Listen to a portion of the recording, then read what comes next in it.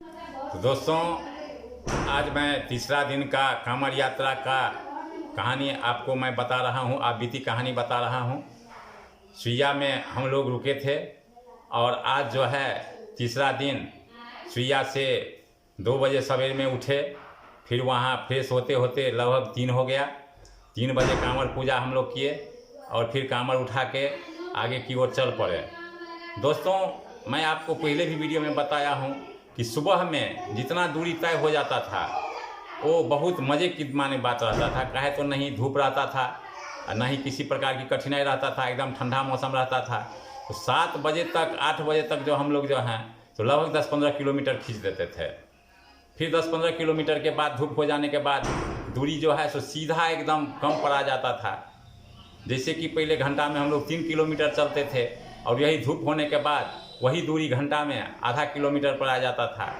और जितने भी हम लोग सारे ग्रुप में थे उनमें से 2-4 बम जो हैं सो बहुत माने डैमेज बम थे, जिनको चलने में बहुत परेशानी हो रहा था। वो पहली बार लाल बम होके बाबा धाम के लिए निकले थे, तो उनको साथ लेके चलना पड़ता था। उसके साथ चलने में जो है बहुत कठिनाई होता था। कहे तो उन लोगों को जो है तो मान लीजिए कि आधा किलोमीटर चलते चलते फिर वो अपना विश्राम ले लेते थे, जिस कारण जो है तो समय लगता था, धूप में चल नहीं पाते थे। तो तीसरा दिन हम लोग सुइया से जो है सो मान लीजिए कि अगला पड़ाव हम लोग का था गोरियारी। तो उसके लिए हम लोग इनाराबरन पहुँचे। इनाराबरन पहुँचने के बाद इनाराबरन हम लोग सवेरे सकाल पहुँच गए थे। फिर इनाराबरन में हम लोगों ने भोजन किया। भोजन करने के बाद 2 घंटा आराम किया। फिर आराम करने के बाद शाम को 3 बजे वहाँ से हम लोग निकले थे इनारा माने गोरियारी के लिए। गोरियारी लगभग हम लोग रात को 7 बजे पहुँचे थे। कहे तो हम लोग के साथ जो बम थे उनका जो है सो चलना बहुत मुश्किल हो गया था। और मैं बता दिया हूँ कि आपको बार बार कि लोग आधा किलोमीटर से ज़्यादा नहीं चल पा रहे थे। हर आधा किलोमीटर को उनको रेस्ट देना पड़ता था, और अगर वो रेस्ट लेते थे तो उनके साथ हम लोग को भी रेस्ट लेना पड़ता था। समय ज़्यादा लग रहा था।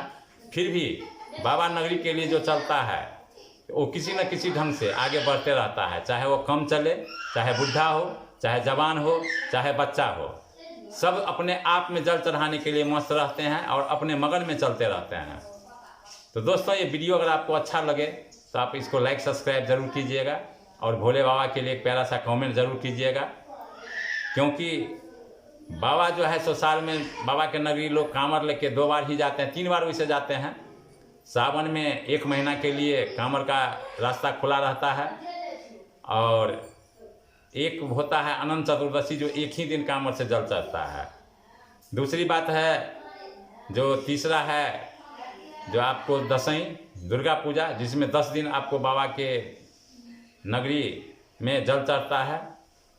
और वैसे तो साल भरों जो है जिसको जैसा कामना है साल भर भी लोग बाबा के द्वारे कांवड़ लेके जाते रहते हैं। नहीं कांवड़ लेके तो वैसे बस से, ट्रेन से, सभी जैसे लोगों को काम मनोकामना रहता है वैसे बाबा के नगरी पहुंच के अपना दुखड़ा बाबा को सुनाते हैं। तो हम लोग अपना दुखड़ा जो है तो बाबा को कांवड़ लेके सुनाने के लिए चले थे। एक बार जल लेके चले थे, और जल जो है तो सुल्तानगंज में ही संकल्पित कराना पड़ता है, और फिर बाबा के यहाँ पहुँचने के बाद फिर संकल्प कराना पड़ता है।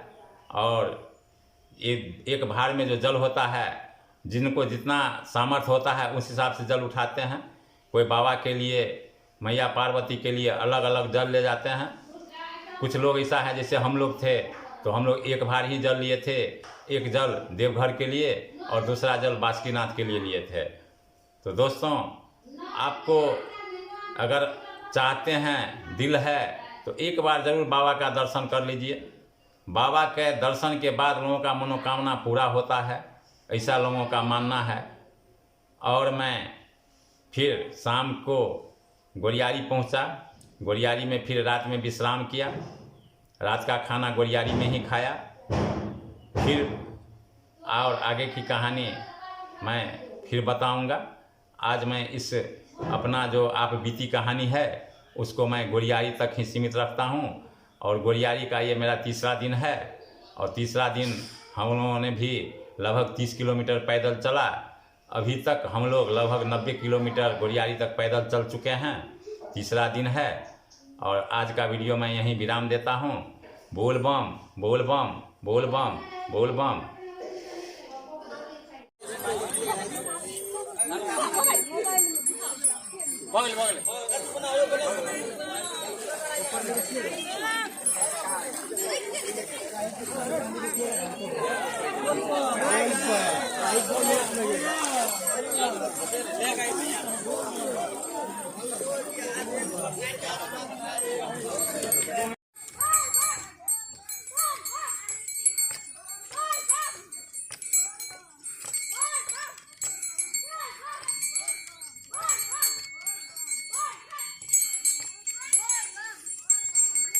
पूरा जंगल